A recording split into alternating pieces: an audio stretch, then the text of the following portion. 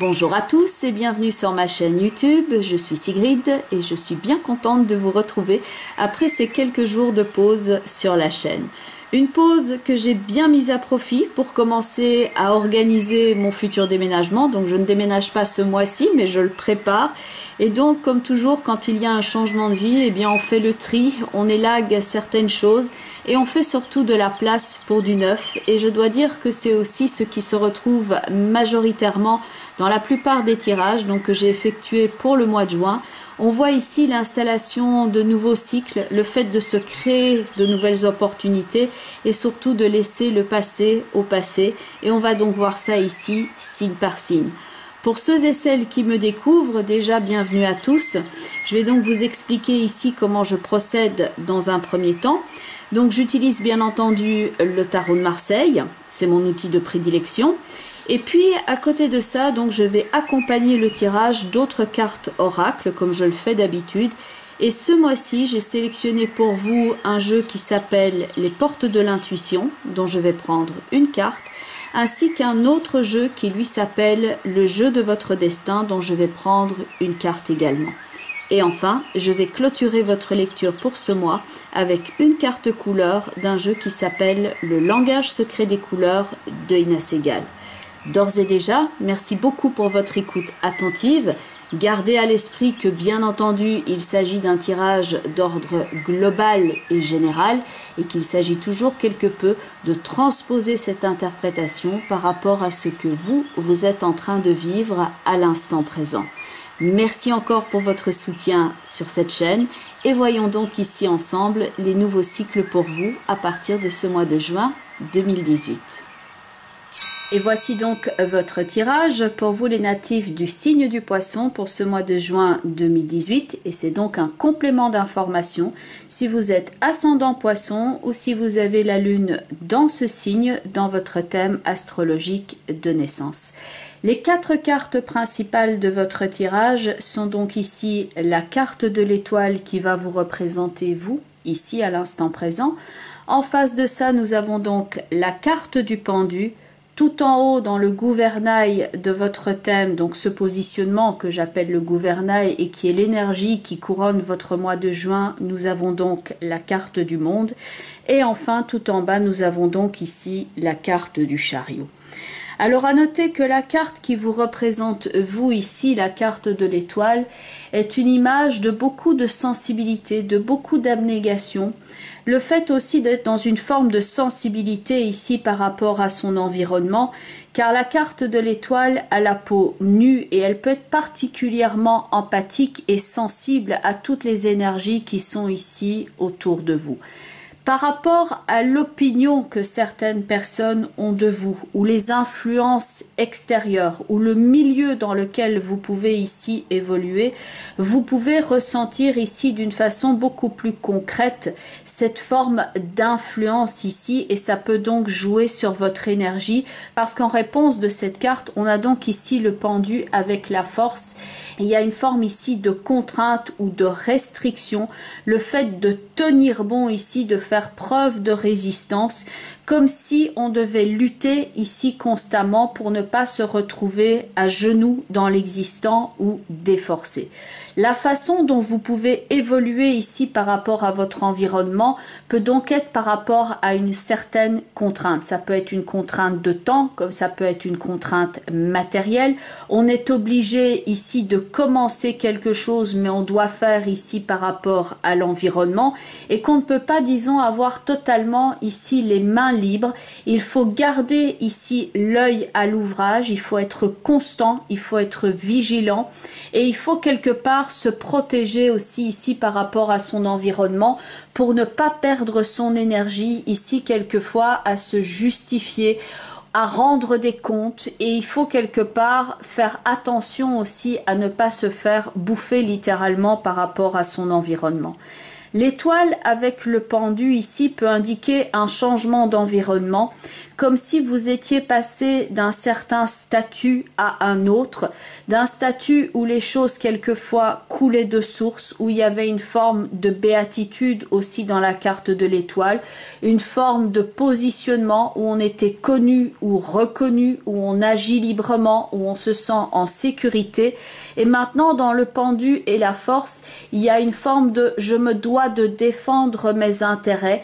Il va falloir que je ne fasse pas autant confiance à certaines personnes et que ici je pose un cadre et une limite et que quelque part je défende mes intérêts.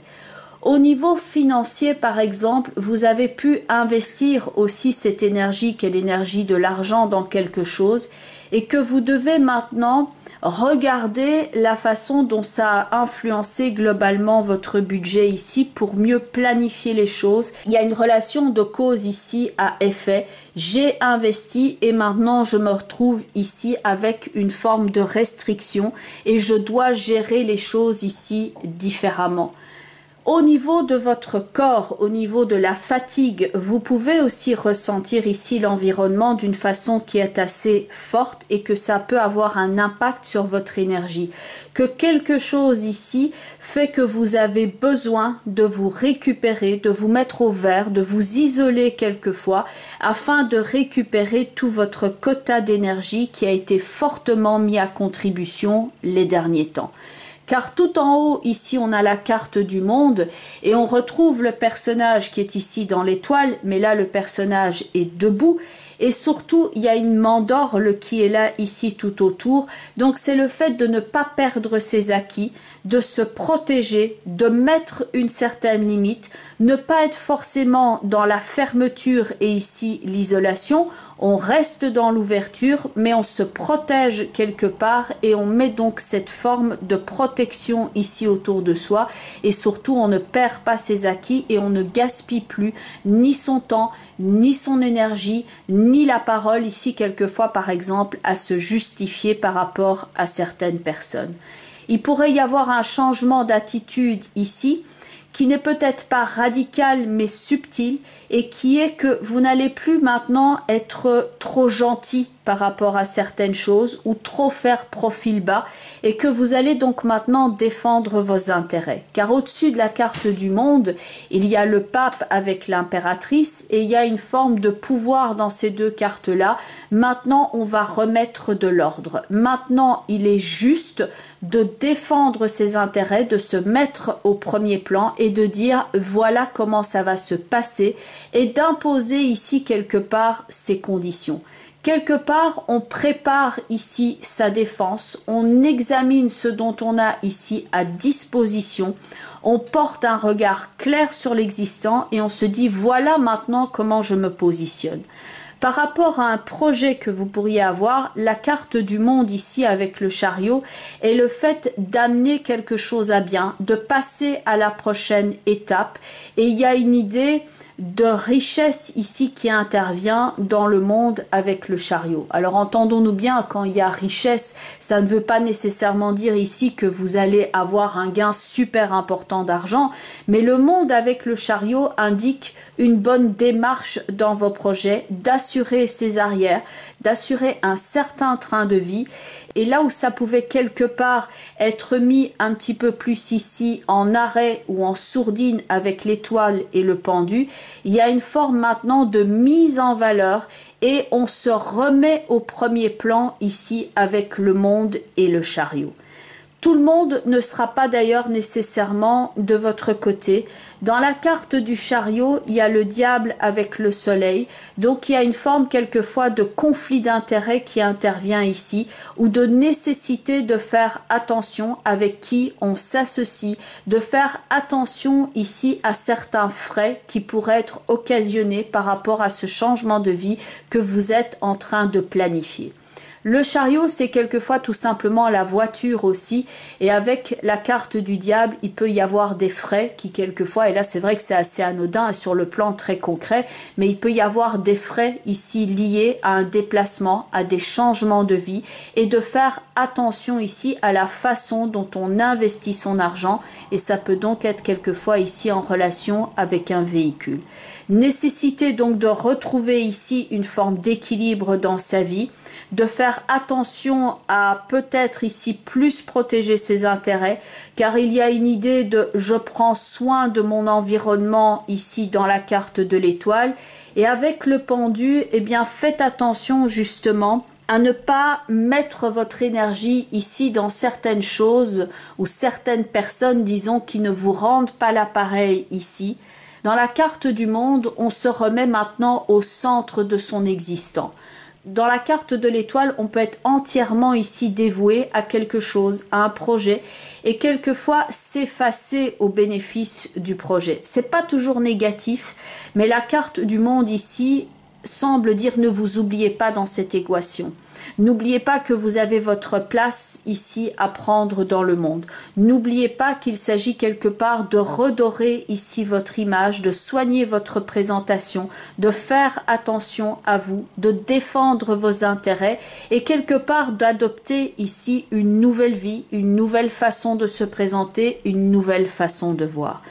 Forme d'attente quelquefois et de restriction, donc dans l'étoile et surtout avec le pendu ici, une forme de restriction et aussi votre énergie qui a été prise par quelque chose que vous avez eu besoin de récupérer, de vous retaper, comme on dit quelquefois assez familièrement.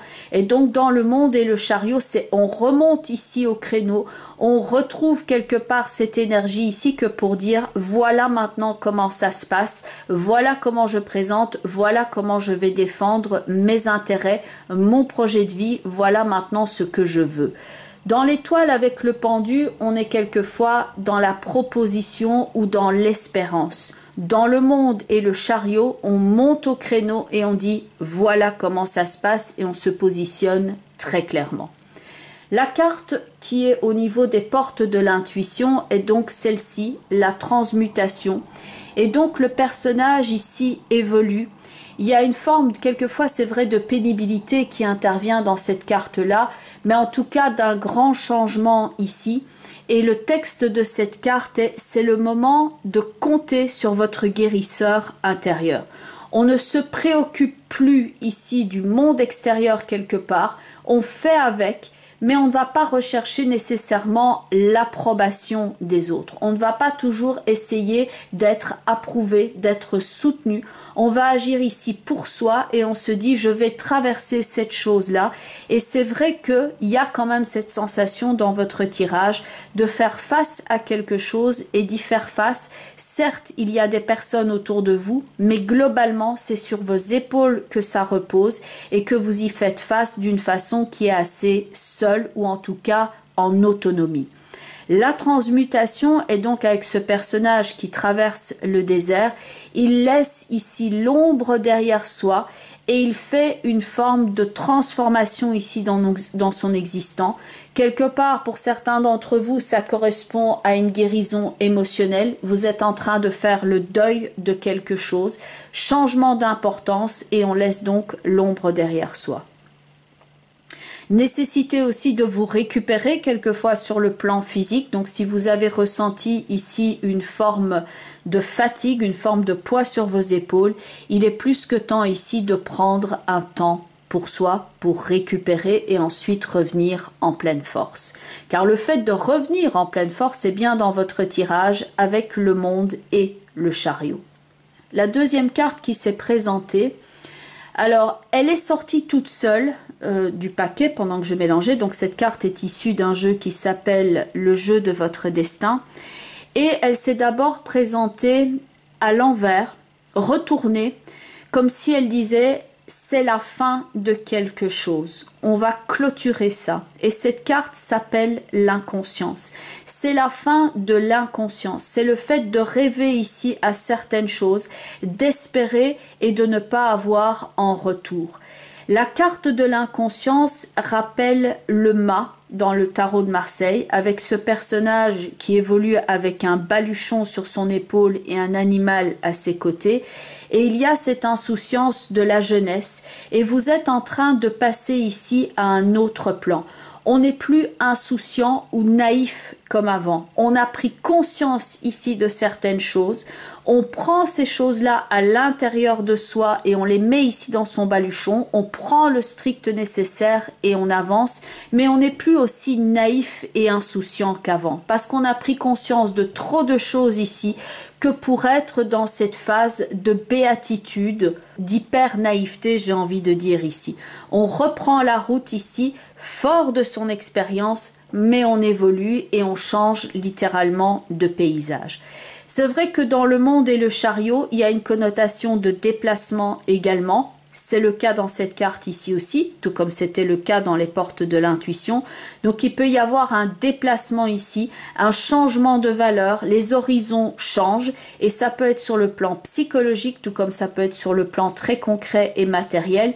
Les horizons changent, votre monde change ici et vous vous déplacez, voire vous changez de lieu, ou en tout cas il peut y avoir une idée de déplacement, voire de vacances, mais c'est donc une période où on avance ici et je pense que pour certains d'entre vous, vous choisissez ici de faire cavalier seul ou en tout cas vous prenez les responsabilités maintenant de prendre votre vie en main et d'avancer. C'est plus le moment ici de procrastiner, de rester dans des situations où vous n'avez pas de retour, où vous vous sentez appauvri, où vous vous sentez quelque part utilisé. Vous clôturez cette porte-là, vous reprenez votre vie en main, vous vous remettez au centre de votre existence et même si c'est compliqué à gérer sur le plan émotionnel, maintenant vous avancez et ce d'une façon dynamique. La carte de l'inconscience ici étant votre seul ennemi, c'est parfois vous-même. Vous allez maintenant choisir ici de jouer dans votre propre camp et de faire preuve de toute cette abnégation et compassion dont vous êtes capable vis-à-vis de vous-même en priorité. Parce que vous avez pu remarquer ici dernièrement que si vous ne prenez pas soin de vous, eh bien personne d'autre que vous ne va le faire. Et d'ailleurs, la dernière carte, qui est donc la carte couleur, c'est la carte de la couleur marron, poser des limites. Je suis maintenant dans le concret. Il y a un lien à la terre ici et à l'ancrage qui est avec cette couleur brune, cette couleur de terre.